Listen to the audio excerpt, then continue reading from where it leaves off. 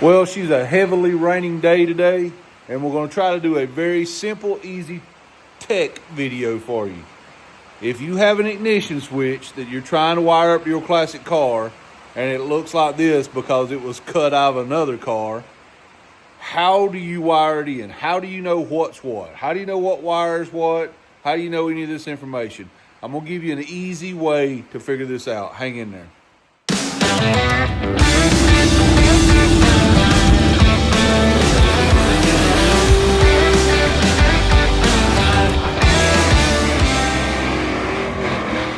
I'd say it's a nut job.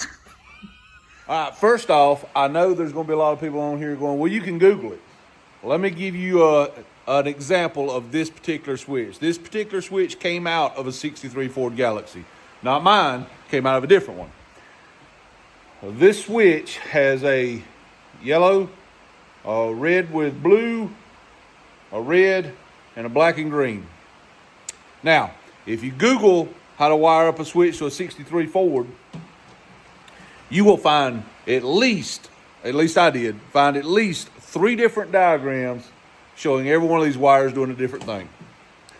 And you will find, or at least I did, several others where they show this switch, but different colored wires. Some of them show a pink wire, some show an orange wire. They show multiple different color wires. And then some are labeled with things that make absolutely no sense. It's like, that's not even on the car. Why is that labeled? You know what I'm saying? So I'm going to show you how to figure this out without the help of Google, kind of an old school way.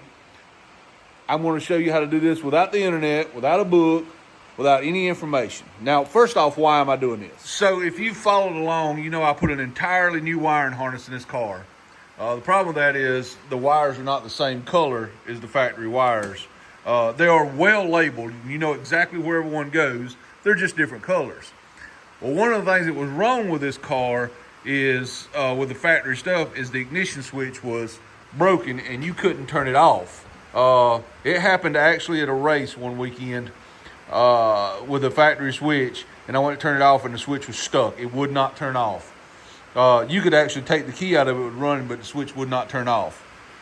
So I replaced it with a universal switch. Brand new out of the box, and the universal switch is garbage because it's got a sticky spot in it. Like, you can go to crank it and it'll crank and you let go of it and it'll go dead right away. You got to kind of crank and wiggle back, but not too far back because you'll cut it off if you do. It's got this sticky spot in it.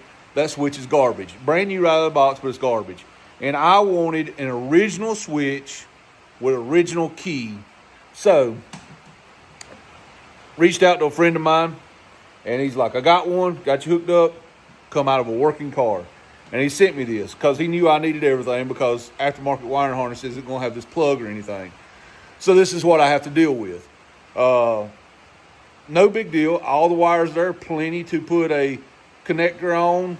Everything is fine. We just have to know what wire does what job. And I'm going to show you a very easy way to do this without having to dig through Google and guess and zoom in on these little wiring diagrams that when you zoom in, it's blurry because you zoomed in, and it just gets to be a hassle. All right, to do this, you're going to need a couple of, really you need one tool. One tool is all you need, but there's a couple different ways to do it. You can go very simple. About everybody has one of these little test lights. If you don't, these things literally sell at any part store, Harbor Freight, anywhere, very cheap. All you need is something that will tell you when you got fire. Light on, light off. Light on, light off. That's all you need, is something to tell you got fire. If you don't want to use that, you can accomplish the same thing with a good multimeter. So either one of these you want to use will work for what we're about to do. Okay, first off, what I'm going to do is I'm just going, and these things are loose, they just barely clamp on there. I just want something thin so I can hook a tester or whatever I can hook to it, make connection, and still get a good connection. That's all I'm after right there. Just makes my job easier without having to drag a bunch of wire out. So, where do we start?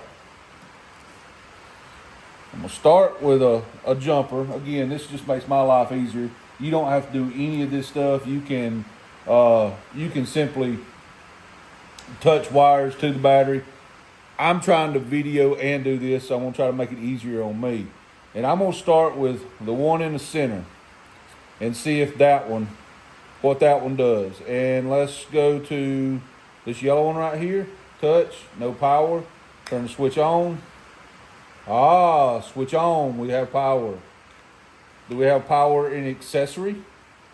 If I can do it without, we have power in accessory. No power and that's on. Ah ha ha. We may have found our ignition wire. Let's see if we go all the way to cranking, if it still has power. No. No power on cranking. Alright, so this is not our start wire or our ignition wire. Okay, this is just like our accessories wire. Let's go to this one right here and see what this one does. No power.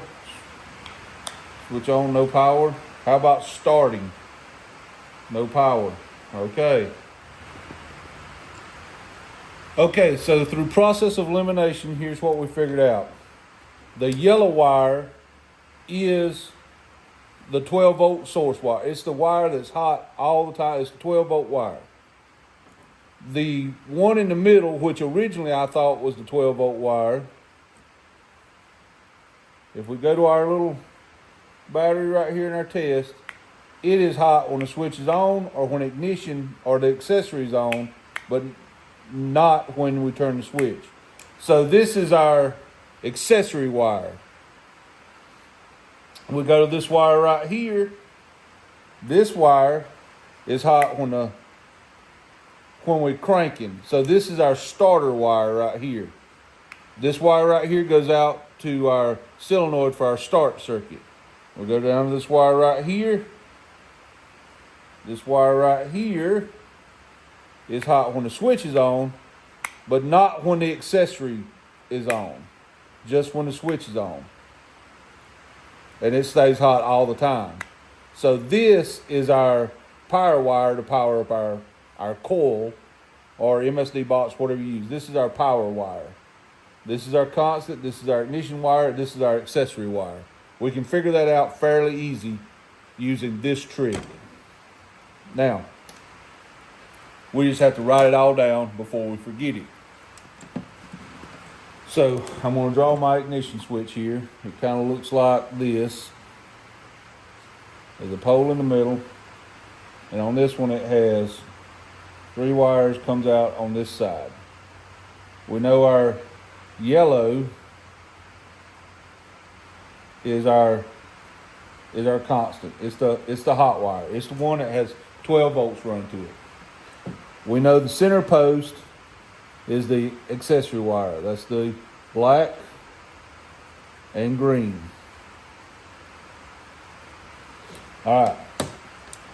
Now, because I've already forgotten, we're going to test the other two again.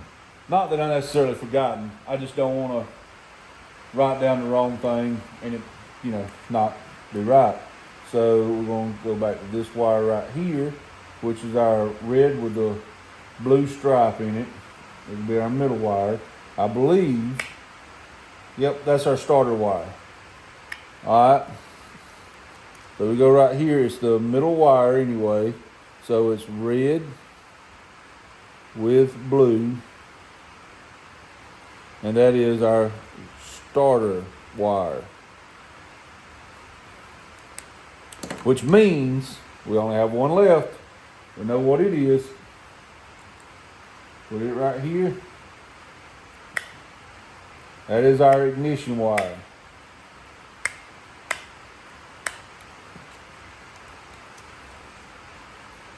This is just a red wire. That is ignition.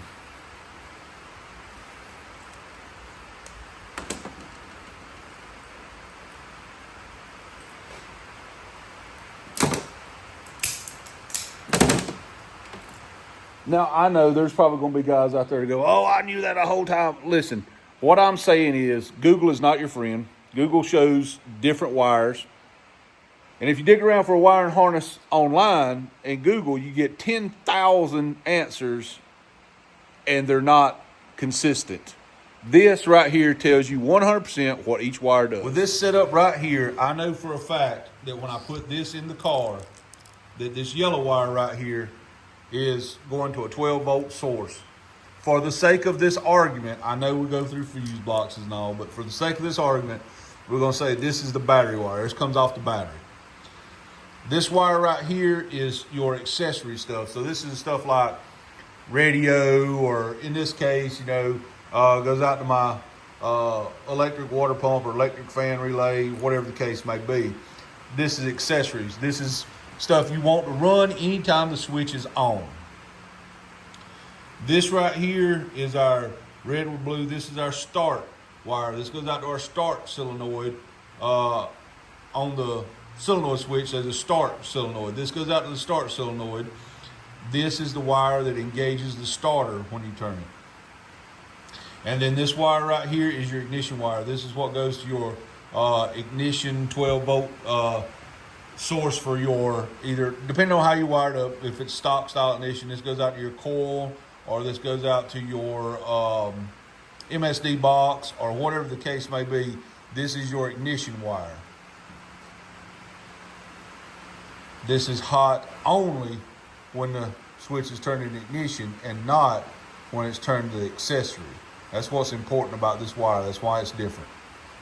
Now, this is a short video, but I wanted to make this video because I know how difficult it was when I was trying to track down what this goes to. Now, if you have the original wiring harness in your car, all you'd have to do is just unplug this plug and plug in the new ignition switch, and you're fine. You don't have to worry about this. Now, some people are going to say, but you said sometimes they have different color wires and diagrams. They do. What's important is the plug position in here, the pin position in here, not the color of the wire. So in some cars, the wiring harness may have a pink wire or an orange wire or whatever. The color doesn't matter as long as it goes to the right position in here. Because I'm going to tell you right now, the colors are not the same on the wiring harness in this car here anymore, because it is an aftermarket harness. So what's going to have to happen is I'm just going to have to look at the wire, what they are, put them in the right position right there so that everything works as it should. It's just one of those things you deal with. Now, I did all this just because of this key. You can buy brand new switches, but they have the more square, I know it's looks square, but this is not what I'm talking about. They have the later square keys in them, and I really wanted a factory original key. That was very important to me with this, because I have all the original keys to this car, original trunk key, door key, all that stuff. So I wanted an original key. I don't know if you can see it on here or not, but they actually say Ford right across the top of them right there. And that's what made me down this wormhole, is I wanted an original switch for this car. So now I have one, and I have a working one. No, my original one could not be saved before someone asked, because it was locked into the on position. You can buy the cylinder lock part, but you have to be able to rotate that to pull that out to replace it. Couldn't rotate it. It was locked. So it had to be drilled out. When it got drilled out, it just all got trashed. So saving mine wasn't an option.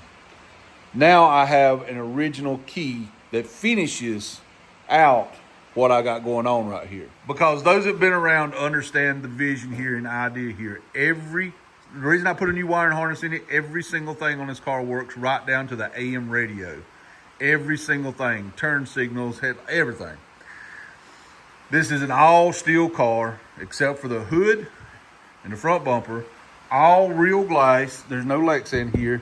It's got a full interior except for the back seat. The back seat's been taken out and been carpeted over. Mainly the back seat would be useless because it has this roll bar, which I put in so it lines up perfectly with the seam so you don't see it. It has this roll bar, the harness bar there, so you're really not getting in and out of the back seat anyway. But I wanted this thing to be as real, original street car as you could get. It was very important for me that this thing be a real street car, not just a race car with tag and insurance that people call a street car. So to me, it was well worth the effort that it takes to go through to get one little piece like this, because now when I get out, I got a real set of keys in my hand, no push buttons and toggle switches and all that. A real set of switches, or a real set of keys in my hand. I got door keys. Go to the hotel at night from a drag and drive, lock your little doors, whatever you want to do. Real trunk key, real trunk. I mean, this stuff is kind of important to my overall vision of what I want this car to be. I want this car to be a real street car that is pretty doggone fast. And we're getting there. I won't call this the last piece to the puzzle, but this is very close to the end piece of the puzzle. And the car just keeps getting better and better and more original to what it's supposed to be. Love this car. Hey, hopefully this helps somebody. Like I said, I could not find any good source on the internet of this, and I surely couldn't find a video where anybody actually sat down and explained how to wire an ignition switch in these and what wire went to what. I found somewhere they change them. I found somewhere they change the cylinder lock and all that, but nobody sits down and explains the wiring part. So once again, on this particular one, with the wires that are on the back of it, the black and green in the center is the accessory wire. The yellow wire is your constant hot wire. Battery, fuse block. Originally, it would have come from a source off of the voltage regulator.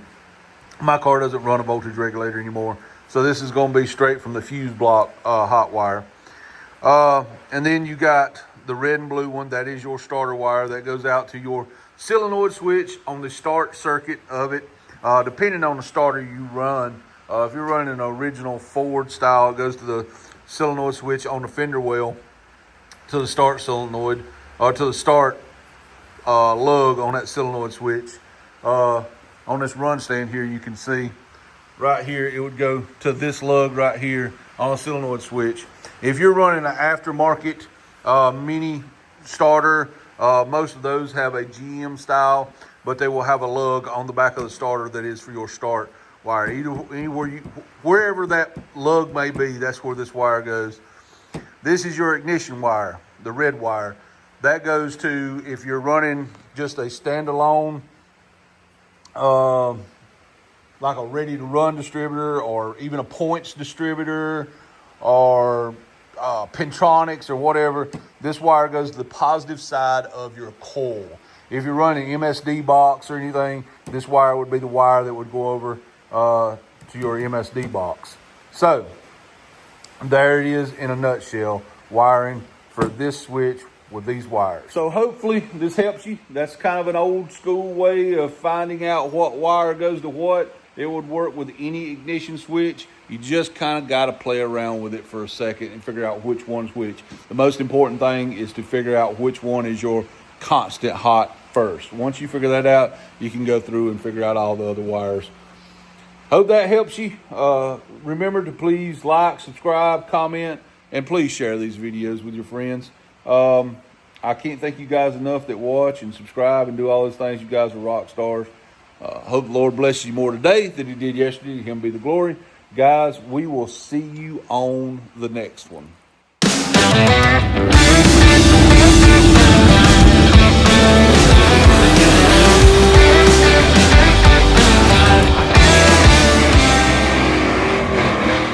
I'd say it's a nut job.